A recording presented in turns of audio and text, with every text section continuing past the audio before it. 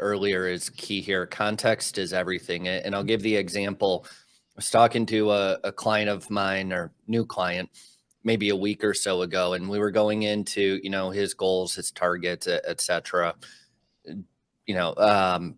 CAC that he wants to meet, right? Customer acquisition costs, increasing his ACV, all those fun metrics.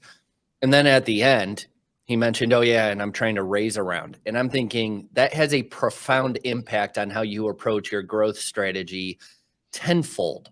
So context is key here, I think, more than anything. Approaching a company that's actively fundraising, they're going to have very, very different pain points than somebody who's bootstrapped or just doesn't give a rip, right? Mm-hmm. And I think we often negate that. I think personas are often looked at, for example, as demographics. How much do they make?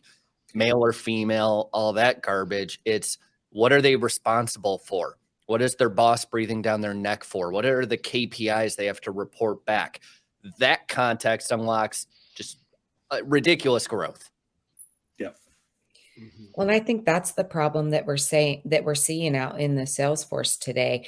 Take AI aside, it's that we're not going beyond just the normal personalization. We're not really understanding their business. If you want to make a sale, you have to come with an intent to solve a problem that they have.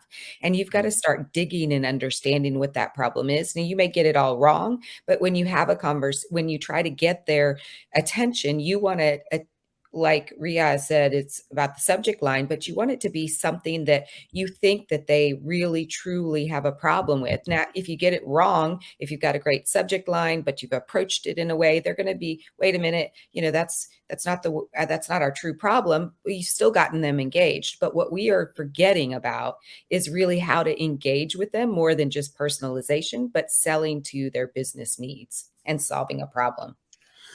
But then I think I personally